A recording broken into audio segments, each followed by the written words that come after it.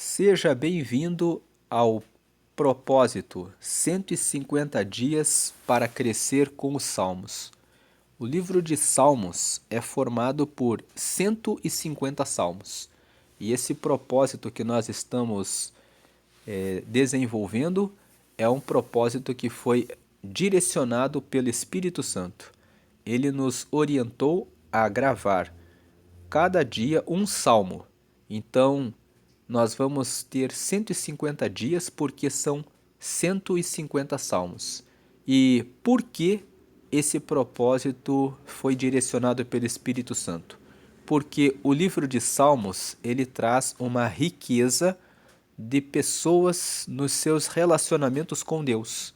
Cada pessoa que escreveu um salmo escreveu um momento particular, individual da sua vida e falou a respeito de uma dificuldade ou de uma bênção ou de uma alegria ou de uma doença ou de uma situação em que se sentia solitário ou sobre a vida, sobre os problemas da vida ou sobre como Deus é bom e ele se revela para o ser humano apesar da nossa pequenez e como Deus é uma rocha forte, é a nossa fortaleza, é o nosso refúgio, é o nosso socorro, é aquele que está presente ao nosso lado e ele é digno de todo louvor.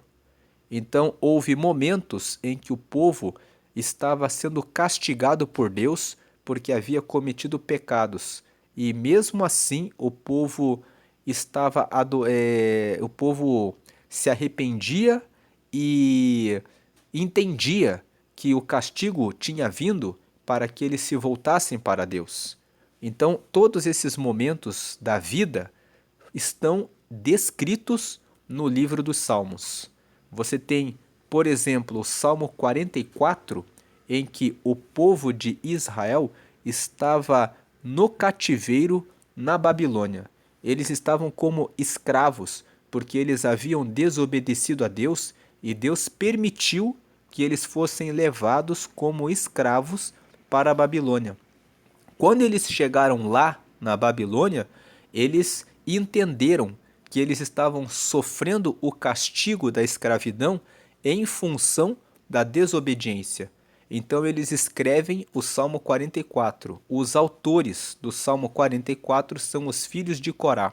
E o Salmo 44, nós já gravamos o Salmo 44, você pode assistir aqui no canal, nessa série 150 dias para crescer com salmos, tem uma playlist aqui que estão sendo colocados esses vídeos do livro dos Salmos. Você pode acessar lá o Salmo 44 e você verá que lá o povo está dizendo: o Senhor nos castigou, o Senhor permitiu que nós fôssemos levados como escravos, porque para nos purificar, para nos trazer de volta para o Senhor.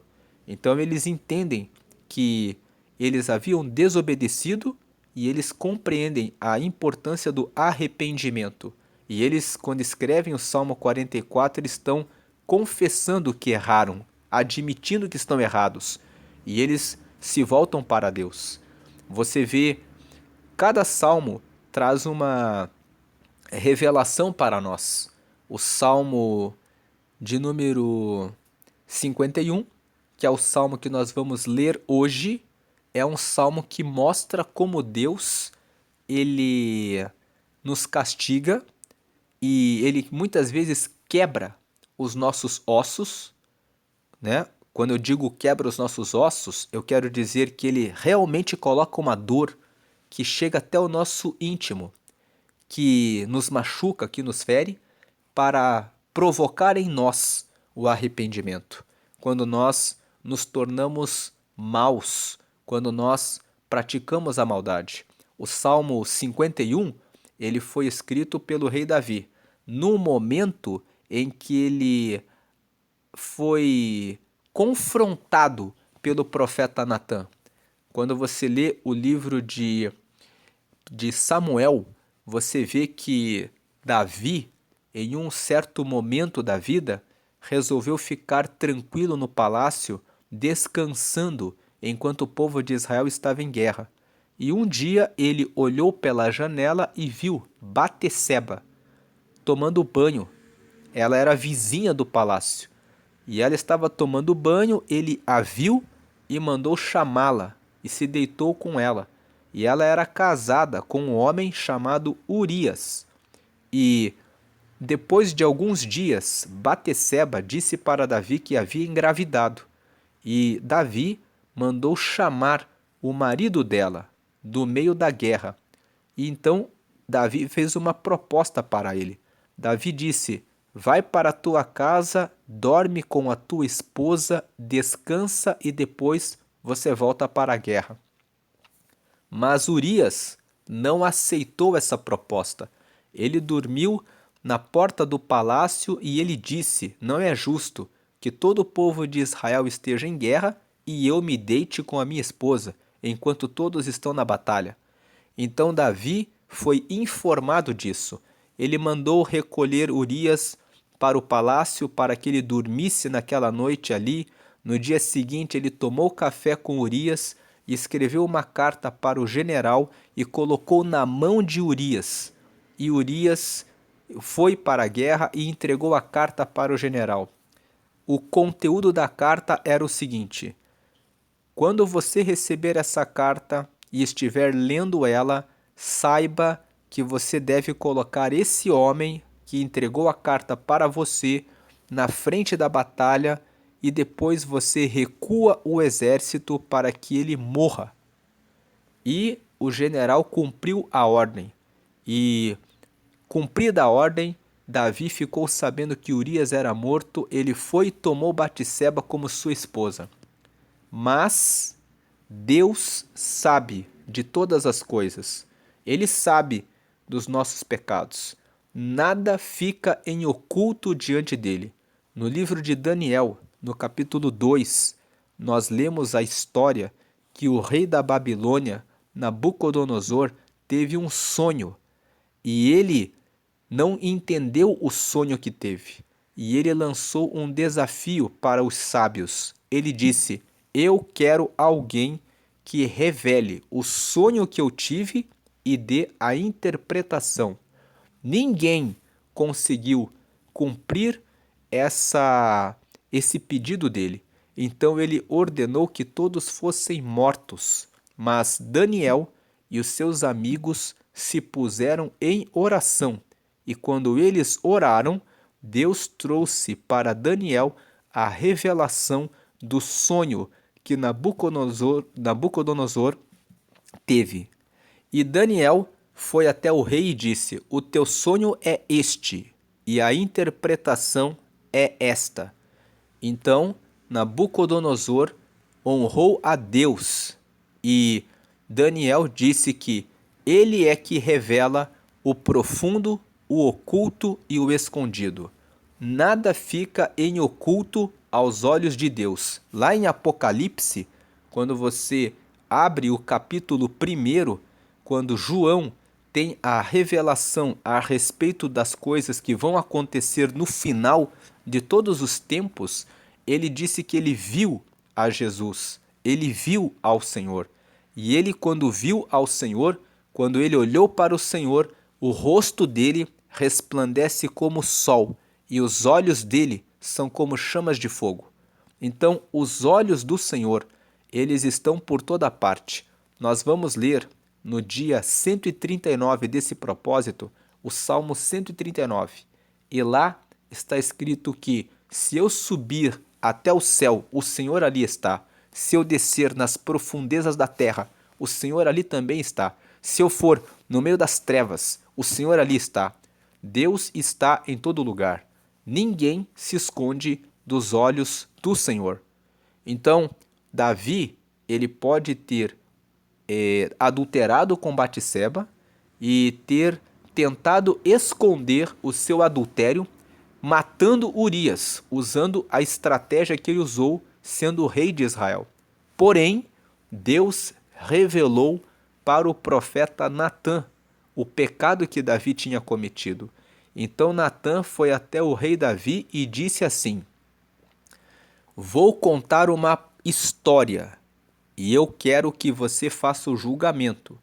E Natã disse o seguinte: havia um homem que tinha muitas propriedades e riquezas e recebeu visita na sua casa.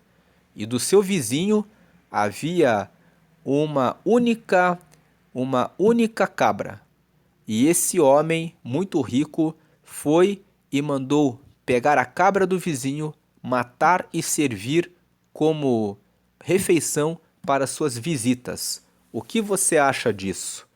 E aí o texto da Bíblia conta que o rei Davi se enfureceu e disse que esse homem era um maldito e que deveria pagar 4 vezes pela cabra que havia tomado do vizinho, que era a única cabra.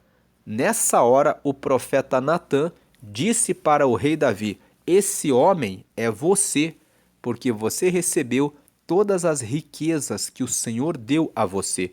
Você recebeu o palácio, você recebeu o reinado, você recebeu o governo, a liderança sobre o povo de Israel, você recebeu tudo.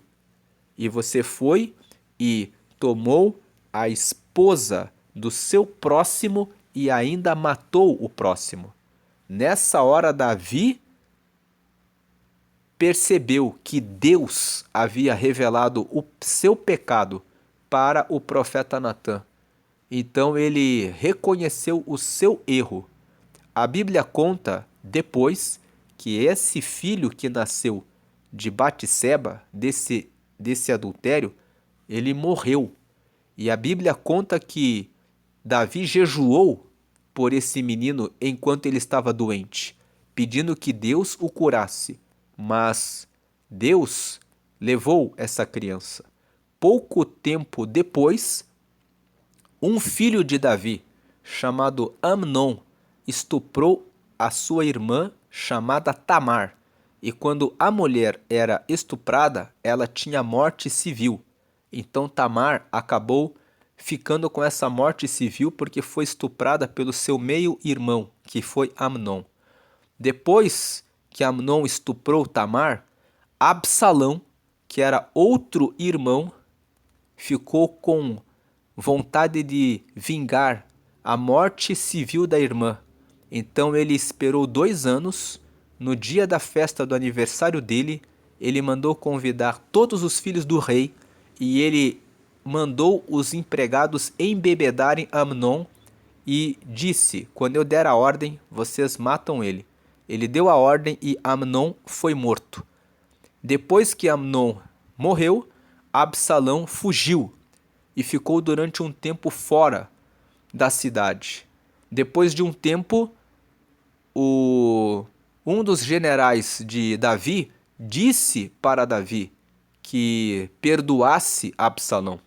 Então, Absalão foi perdoado e pôde voltar para sua cidade, mas depois de um tempo ele levantou uma rebelião para tomar o reino do seu pai. E dessa rebelião, ele levantou um exército para lutar contra o rei Davi, e dessa rebelião ele acabou sendo morto por Joabe, que era o general de Davi.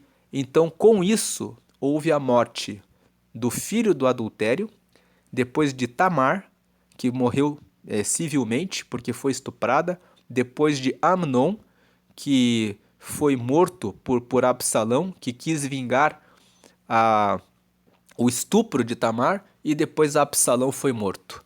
Da forma como o rei Davi disse, o homem tem que pagar 4 vezes, ele pagou 4 vezes. Ele matou um homem e ele perdeu 4 filhos e pagou como ele disse que deveria acontecer quando o profeta foi enviado por Deus para entregar o recado para ele. Depois que ele viu a morte do filho dele, ele entendeu o seu pecado e ele escreveu esse salmo aqui, que é o Salmo 51. Antes de ler o salmo, uma observação: o livro de Salmos, ele só é no plural, salmos, quando você fala de todos os salmos, os 150.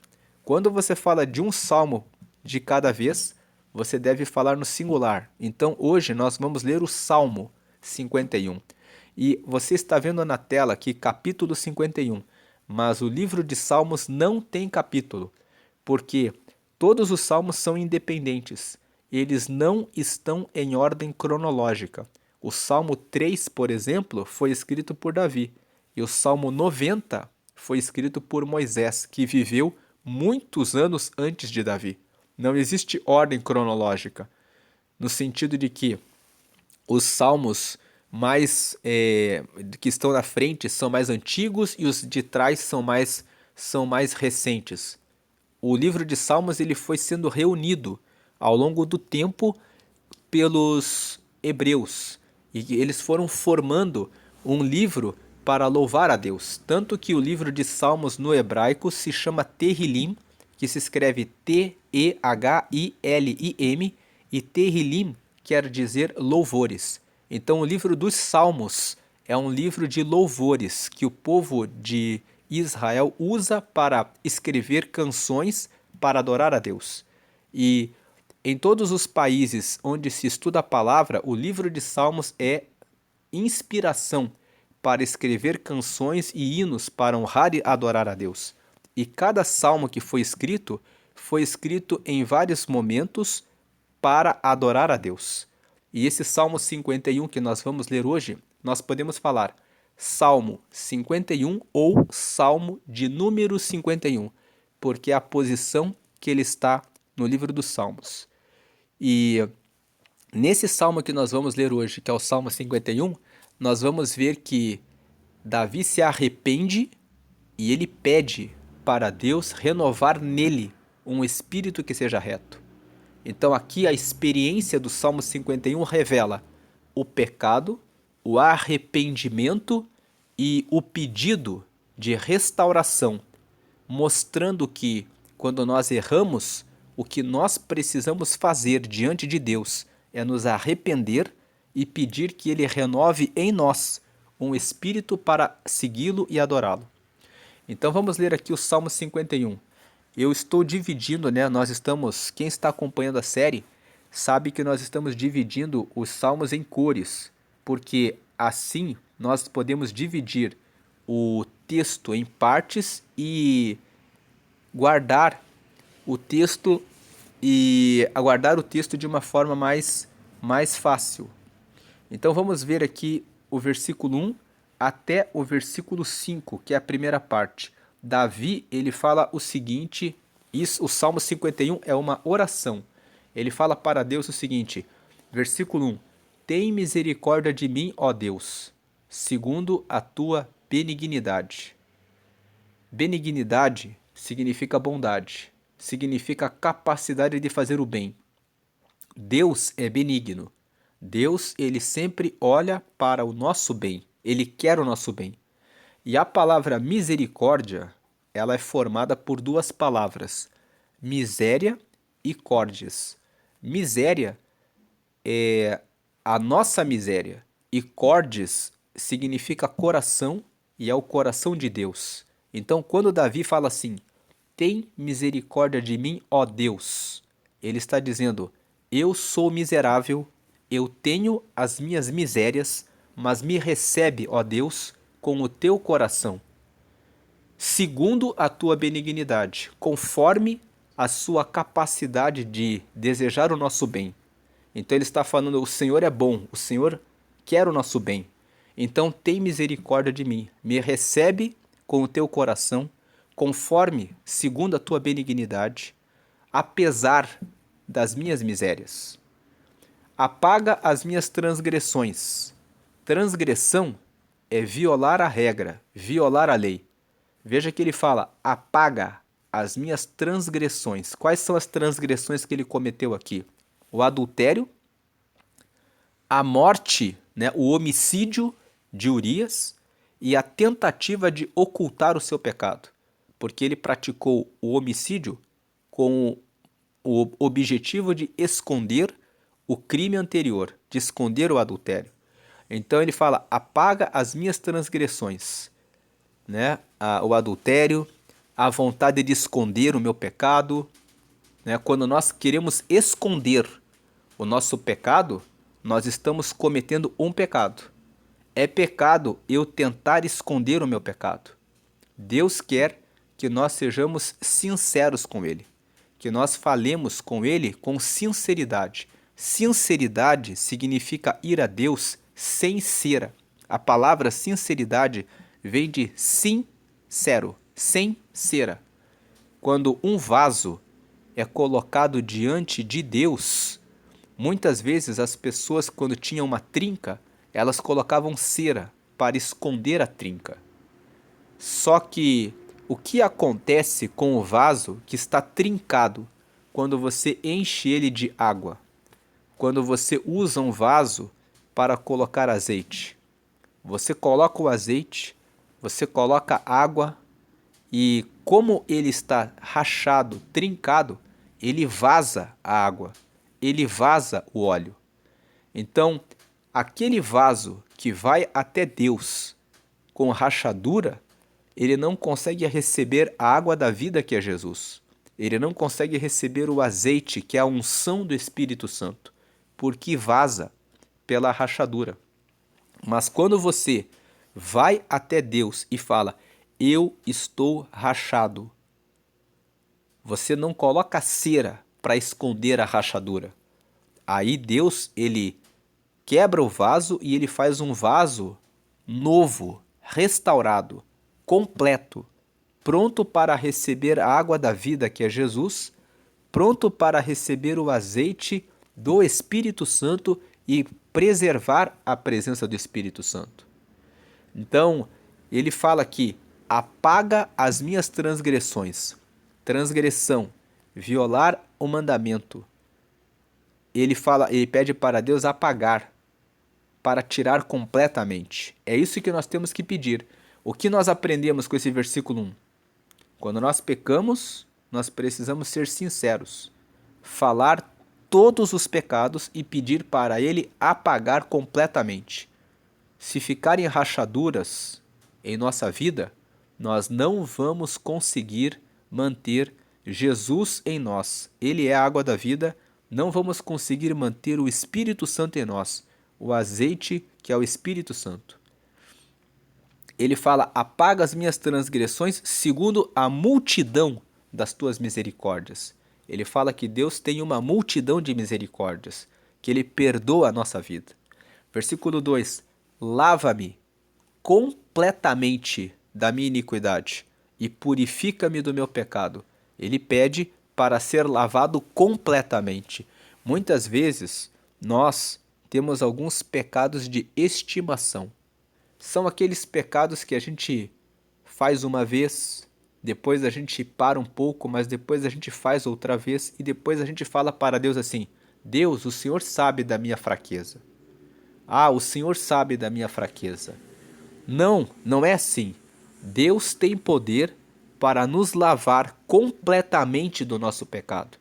Você deve pedir a Deus assim, como Davi pediu no versículo 2, lava-me completamente da minha iniquidade e purifica-me do meu pecado.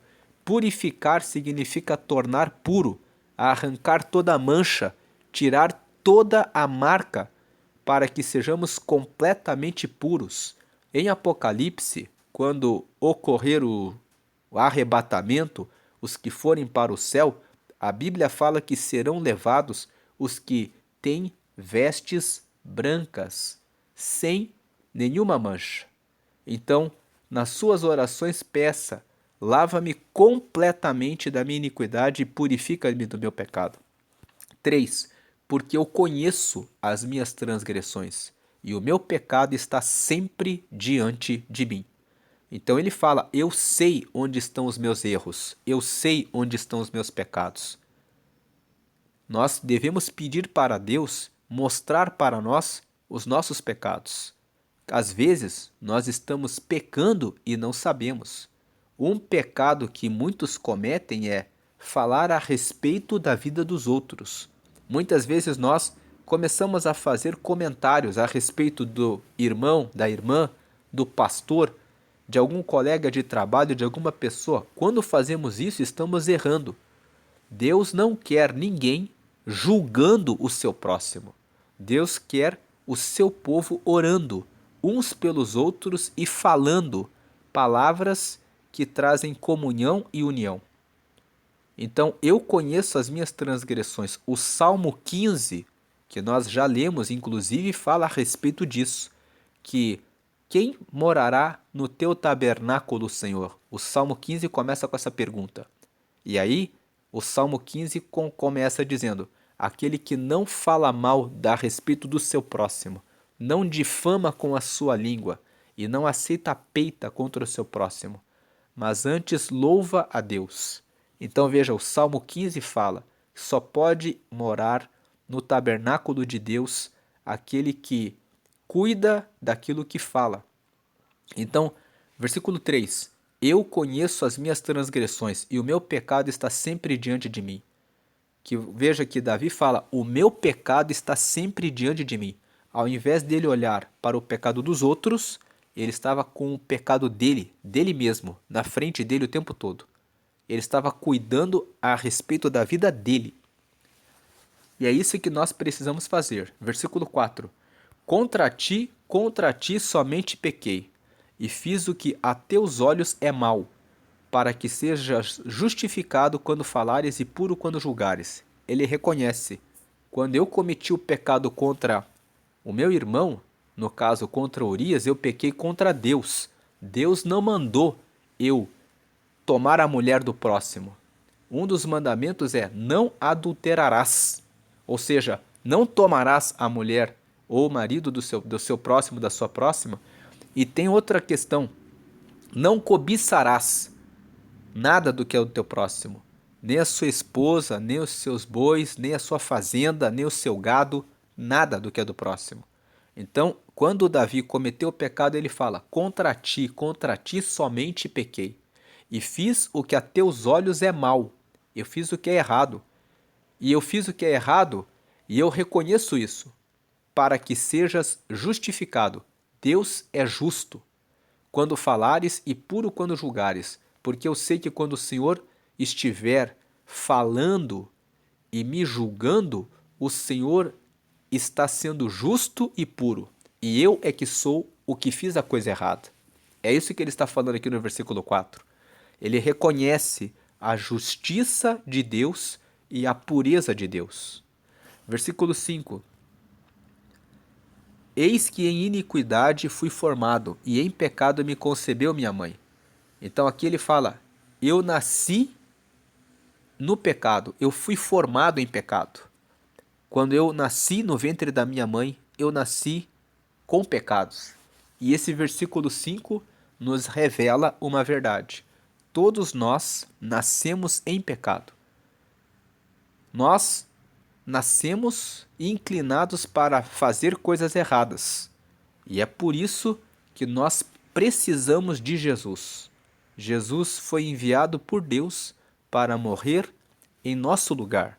Quando ele morreu sendo puro e reto, e o sangue dele escorreu naquela cruz, ele abriu uma porta para toda a humanidade.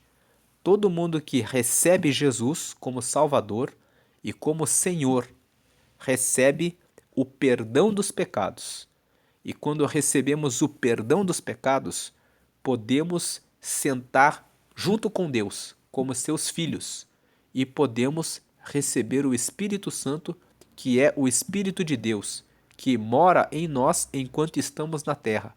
Até quando morremos, então podemos herdar o céu. Você já recebeu a Jesus como Salvador da sua vida e como Senhor da sua vida? Se você ainda não fez isso, você precisa receber Jesus. Precisa aceitar e dizer: eu aceito ao Senhor como meu Salvador para perdão dos meus pecados. Eu quero receber o meu nome no céu, no livro da vida. E eu quero ser batizado, cheio do Espírito Santo para seguir o Senhor. Em nome de Jesus, amém. Faça essa oração. Faça essa oração. Essa oração é você dizer isso. É você dizer assim.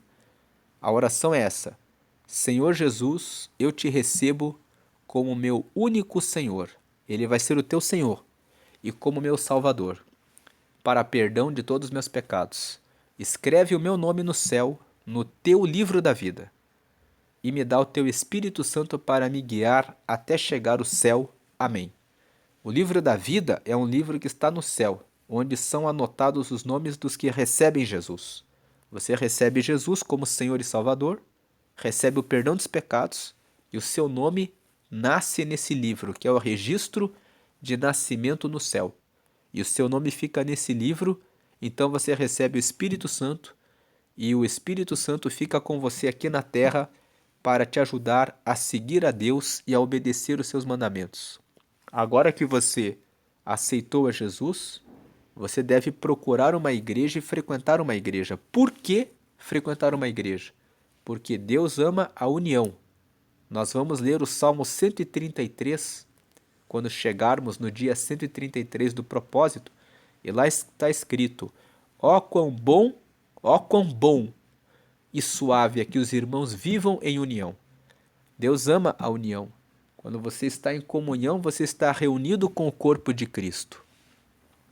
E você deve se batizar nas águas e depois participar da ceia, que são informações que você pode colher quando você estiver na igreja. Essa é a primeira parte do Salmo 51.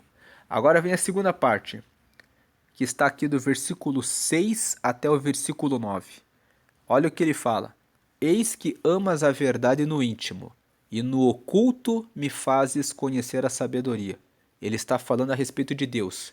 Eis que Deus ama a verdade no íntimo. Ele sabe o que vai no nosso coração. Às vezes nós estamos com terno e gravata, as mulheres estão com vestido, cabelo longo, ou às vezes a pessoa está em uma igreja tradicional, ali com a aparência exterior de ser uma pessoa que segue a Deus, mas dentro do coração a pessoa está carregando inveja. Asaf escreveu o Salmo 73, onde ele fala: eu estava olhando para fora, vendo os ímpios, e vi que eles estavam muito bem, com o orgulho como se fosse um colar no pescoço, e nada de mal lhes acontece. Então eu fiquei com inveja, eu tive inveja deles, e quase por pouco os meus pés resvalaram, quase por pouco eu escorreguei, até que eu entrei no templo, no teu santuário, e eu entendi que o ímpio logo passa, você olha para ele e ele já não é mais. O que foi que Asaf estava confessando no Salmo 73? Que ele ficou com inveja dos ímpios e que depois ele entendeu que os ímpios vivem nessa vida, podem viver até muito bem, mas longe de Deus. A alma deles, quando eles morrem, não vai para o céu, porque eles nunca tiveram um relacionamento com Deus. Inclusive, muitas dessas pessoas dizem que Deus não existe. E o Salmo de número 14 fala que diz o nécio no seu coração. O nécio é o tolo, não há Deus. O Salmo 14 fala sobre o ateu, aquele que não crê que Deus existe, que ele é um tolo, porque no dia em que ele morre, aí ele percebe que tudo que ele conquistou nessa vida não serviu para a eternidade. Então aqui no versículo 6 ele fala assim: eis que amas a verdade no íntimo. Deus ele não quer apenas aparência. Eu falei aqui de pessoas que usam terno e de mulheres que vestem vestidos e cabelos longos porque existem igrejas que colocam essas regras de comportamento, colocam essas regras de conduta como formas de demonstração de santidade. Então, usei esse exemplo com a finalidade de mostrar que, por mais que a pessoa queira fazer esforços com relação às roupas que usa, a pessoa pode usar muitos perfumes, ela pode usar muitos tratamentos para a pele, ela pode usar penteados e cabelos, cortes de cabelo que são muito bonitos, ela pode estar com sapatos brilhosos e ela pode estar com roupas muito boas. ela pode estar em uma igreja que é muito bem construída. Todas essas coisas, Deus não se importa com isso. Ele se importa sim. Nós precisamos uma pessoa que vista roupas indecentes, roupas muito justas, roupas muito decotadas que mostrem as partes do seu corpo, não estão manifestando a glória de Deus. Então ele se importa sim com isso. Mas o que eu quero dizer é, ele se preocupa com o que está no seu íntimo, com o que vai no seu coração, com o que você realmente pensa. Então, eis que amas a verdade no íntimo. Claro que se uma pessoa é relaxada, anda de maneira, não cuida da sua roupa, não toma banho, não usa perfume, tem outras pessoas que vão para o extremo. Deus não está preocupado com a minha aparência, eu posso ficar sem me arrumar, não tem problema nenhum. Como que você representa Deus? Se você realmente tem Deus, você tem a alegria do Espírito Santo. Então, é necessário ter a sabedoria no cumprimento da palavra de Deus. Então, eis que amas a verdade no íntimo. Estou falando dessas coisas externas antes que alguém diga que pode andar de maneira desleixada, de maneira relaxada, que Deus aceita tudo, que está tudo bem. Então, eis que amas a verdade no íntimo, e no oculto me fazes conhecer a sabedoria. Quando que nós conhecemos a sabedoria? No oculto. Jesus falou a respeito do que é o oculto. O oculto é, Jesus disse, quando você orar, não faça como os fariseus que oram publicamente, mas entra no teu quarto, fecha a porta e ora em secreto com teu pai, que te ouve em secreto e ele te recompensará. Então ele está falando, e no oculto me fazes conhecer a sabedoria. A sabedoria é a recompensa que nós recebemos quando nós entramos no secreto com Deus, quando nós entramos no oculto com Deus. Ele nos revela a sabedoria. O que é a sabedoria? Ele mostra para nós os nossos pecados. Ele mostra para nós o que nós precisamos melhorar. Ele mostra para nós, quando nós abrimos a Bíblia e lemos ela no secreto, pedindo para que ele revele para nós a palavra, ele mostra pela própria palavra, olha, isso aqui significa isso. E nós conseguimos perceber onde estamos errando. Nós não conseguimos mais falar mal dos outros, ficar criticando os outros, apontando o dedo para os outros. Nós, quando entramos no culto com Deus, começamos a ver os nossos erros. O nosso pecado fica diante dos nossos olhos. E nós começamos a entrar num processo de purificação que nos aproxima de Deus.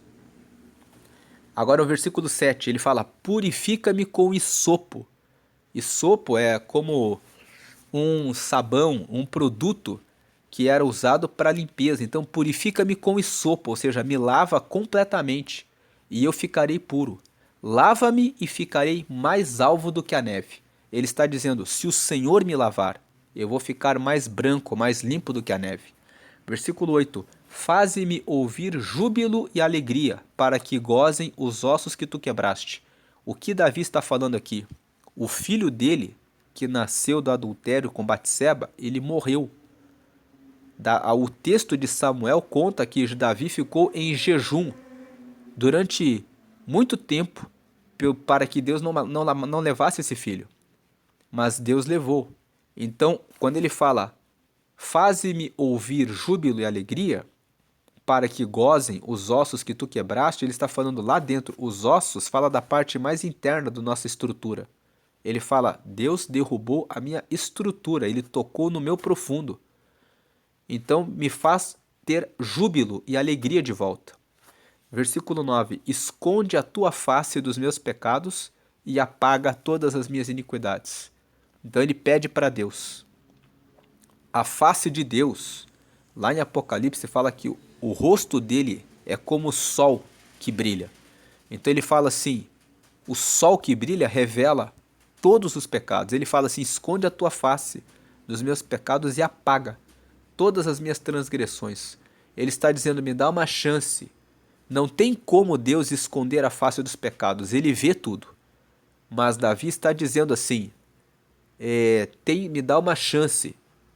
Eu sei que o Senhor vê tudo, mas apaga as minhas iniquidades, para que não exista mais registro, anotação das coisas erradas. E Deus, ele faz isso. Como que Deus faz isso? Ele enviou Jesus. E quando você recebe Jesus, ele não olha para os seus pecados. Ele olha o seu arrependimento, que você se arrependeu. E ele apaga as suas manchas com o sangue dele. Por isso nós dizemos que o sangue de Jesus tem poder. O sangue de Jesus tem poder para lavar todos os nossos pecados. Então, quando você se arrepende, é a hora em que ele não olha para o seu pecado, ele olha para o seu arrependimento. Então, essa segunda parte é: Deus, ele ama a verdade, ele quer que nós tenhamos o oculto com ele, o secreto. Nós vamos ler depois o Salmo 91, o Salmo 91.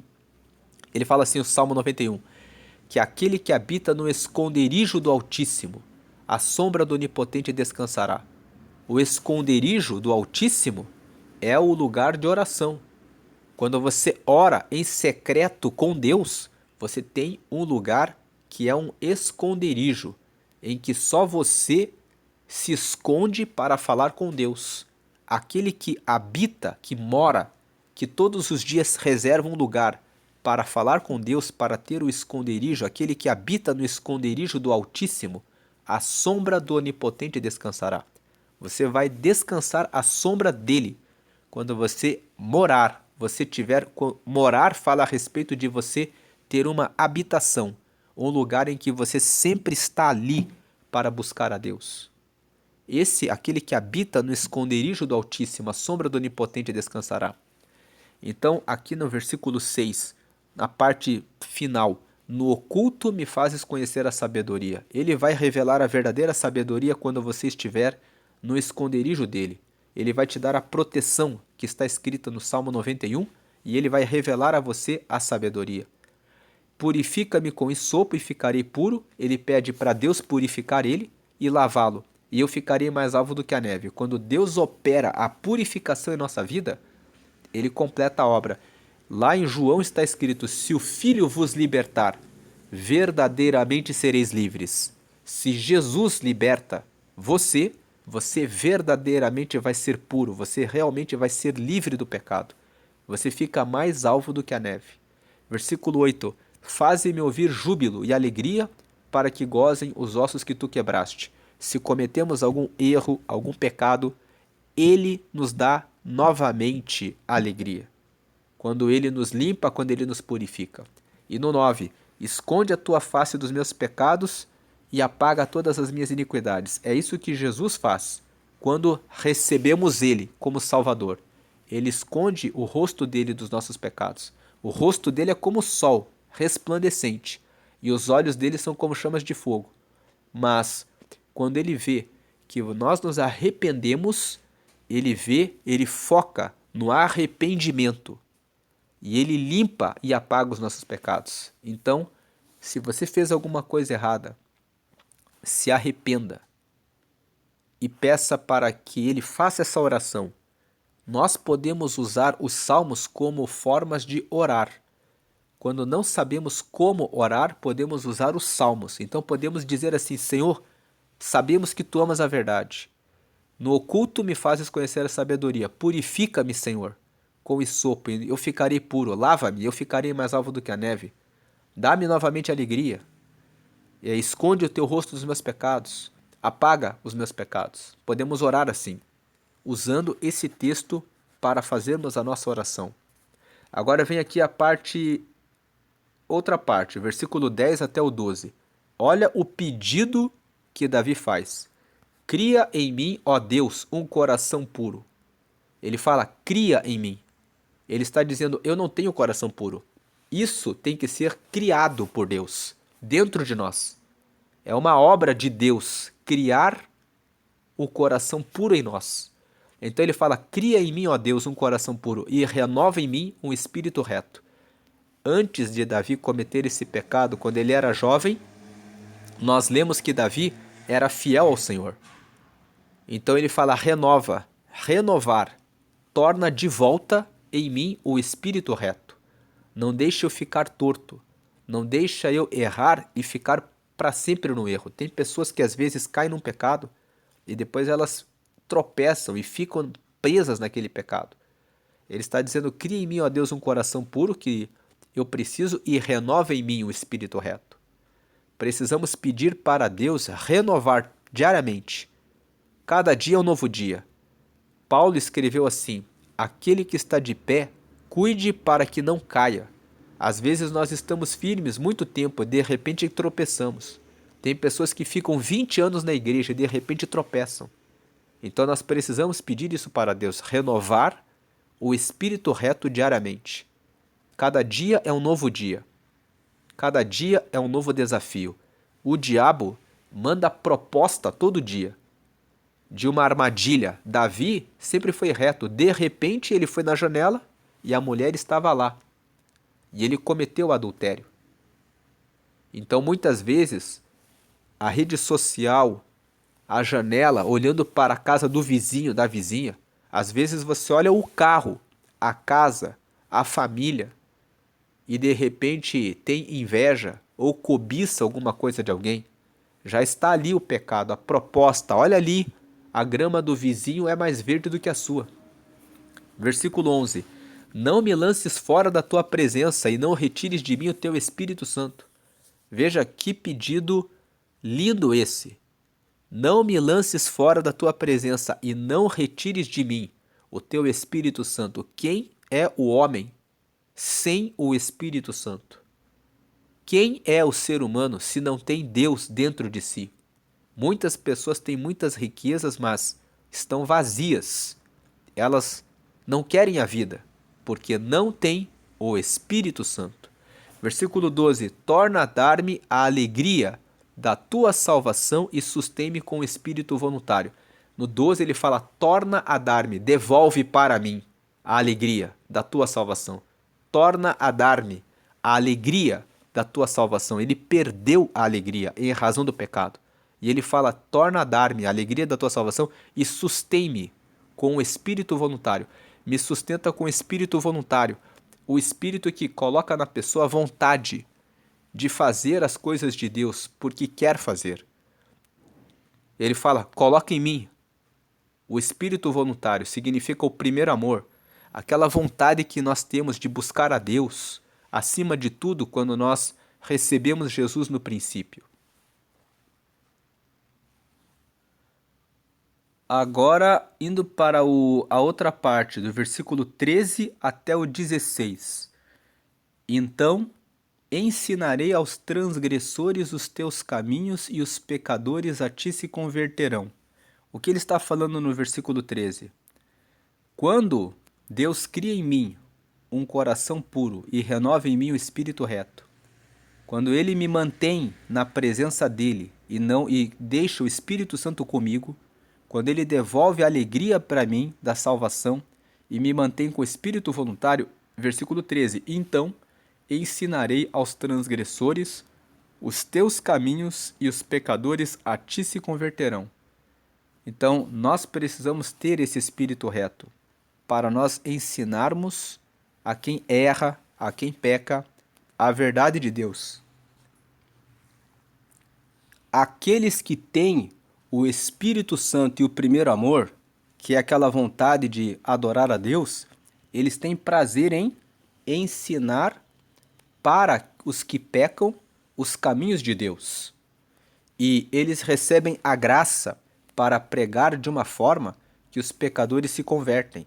Veja, então ensinarei aos transgressores, aos que violam os mandamentos, os teus caminhos, e os pecadores a ti se converterão.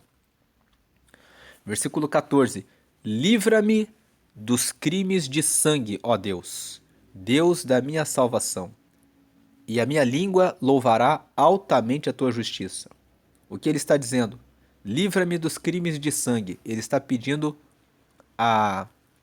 o perdão pelo homicídio. E ele está falando, ó Deus, Deus da minha salvação, e a minha língua louvará altamente a tua justiça. Eu vou louvar o seu nome. Qual que é o nosso louvor? O nosso louvor é que Deus enviou Jesus e nós recebemos o perdão dos pecados. Então nós louvamos a Deus. Louvar é adorar a Deus. Dizer, Deus, muito obrigado, porque nós éramos pecadores e o Senhor nos limpou, enviando Jesus para morrer por nós. Versículo 15. Abre, Senhor, os meus lábios, e a minha boca entoará o teu louvor. Ele estava com a boca fechada. Quando o filho dele morreu, ele estava triste. Ele fala, abre, Senhor, os meus lábios, e a minha boca entoará o teu louvor. Ele está pedindo para Deus renovar a alegria nele. Versículo 16, porque te não comprases em sacrifícios, senão eu os daria. Tu não te deleitas em holocaustos. Deus, ele não está preocupado com aquilo que podemos oferecer a ele. O Salmo 50 fala a respeito disso. Ontem nós lemos o Salmo 50. E o Salmo 50 fala justamente isso, que tudo que nós podemos oferecer a Deus é Ele mesmo que nos dá. Você pensa assim, eu vou cantar para Deus. Quem dá fôlego de vida para você? É Deus. Quem dá voz? É Deus. Quem deu a capacidade de cantar e de louvar? É Deus. Tudo que nós podemos oferecer a Deus já vem dele. Mas o Salmo 50 fala que o povo sacrificava animais e aves. E Deus fala assim, todos os animais e todas as aves do céu, todas elas são minhas, tudo é meu. Então, Deus ele fala no Salmo 50 que ele quer os sacrifícios de louvor. O sacrifício de louvor é quando eu deixo de fazer a minha vontade. No caso aqui de Davi, ele podia ter olhado e cobiçado Batseba. Mas o sacrifício de louvor é, eu não vou fazer o que eu quero. A minha vida é de Deus. Eu pertenço a Deus. Eu honro e respeito a Deus. Eu quero muito deitar com ela, mas eu não vou fazer o que eu quero. Eu vou me sacrificar para fazer o que agrada a Deus. Sacrifício de louvor é eu deixar de fazer a minha vontade. Porque aí sim, é muito fácil eu dar o dinheiro na igreja. Eu posso ter muito dinheiro e dar 1 milhão de reais, 10 milhões, 1 bilhão, 1 trilhão. Tem pessoas que têm essa riqueza. Mas elas querem dar muito dinheiro e fazer o que elas querem. Deus ele quer o sacrifício de louvor. Ele quer que nós venhamos a obedecer os seus mandamentos. Por isso que o 16 fala, tu não te comprases em sacrifícios. Comprazer é ter prazer em alguma coisa. Então ele não tem prazer em sacrifícios. Mas senão eu os daria. Tu não te deleitas em holocaustos. Agora vem o versículo 17. Os sacrifícios para Deus são o quê? O espírito quebrantado.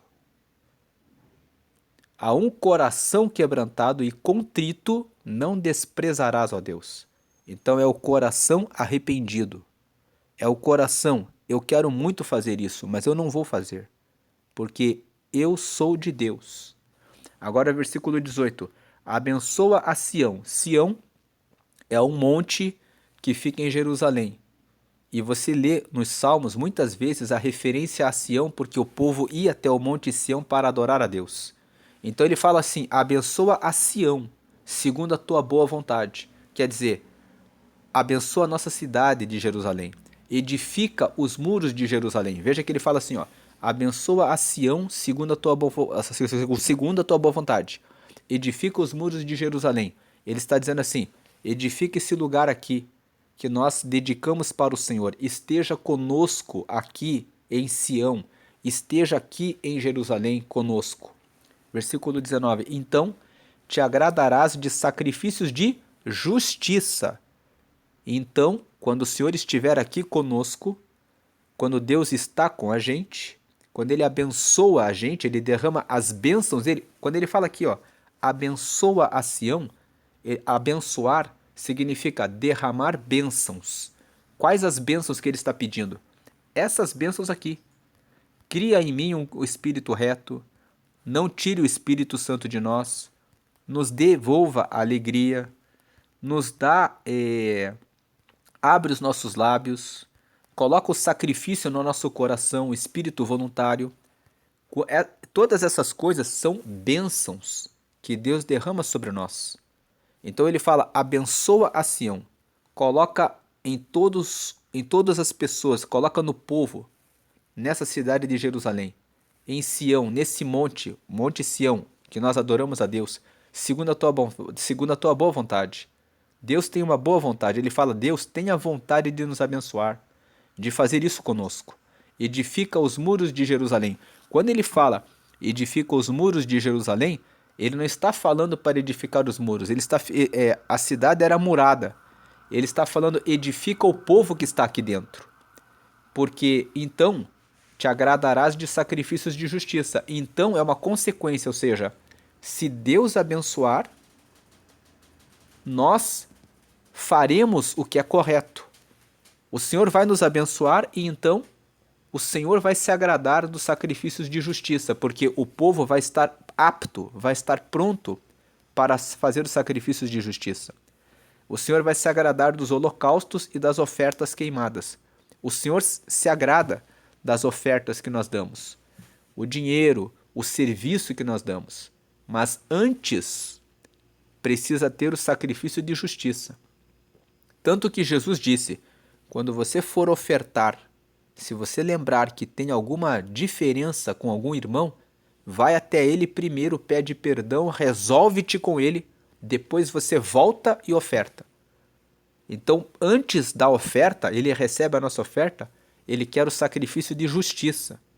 O amor, a bondade, a paciência, a comunhão, o bom relacionamento, o respeito ao próximo, a honra aos pais. Então, ele quer primeiro o sacrifício de justiça. Então, ele recebe os holocaustos e as ofertas queimadas e então se oferecerão novilhos sobre o teu altar.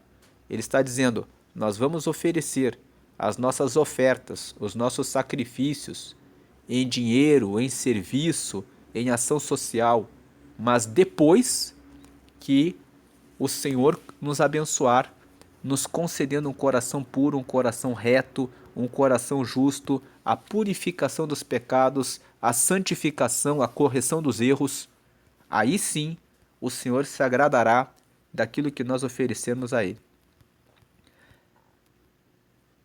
Senhor, te agradecemos por essa palavra.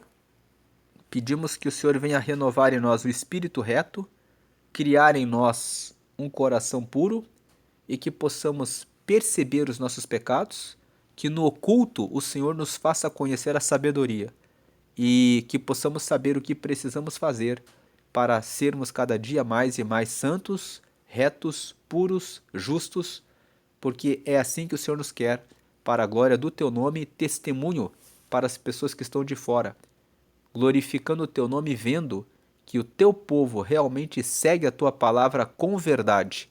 Então eles se arrependerão, porque verão que o Senhor realmente faz transformação na vida do Teu povo. Pedimos que o Senhor venha realizar essa obra em nossa vida, que possamos ser testemunhas do Senhor, para que as pessoas possam se converter e receber a Jesus e se desviar dos maus caminhos e alcançar o Teu reino para a glória do Senhor, hoje e sempre. Amém e graças a Deus. Amém. Deus abençoe grandemente. Amém e amém.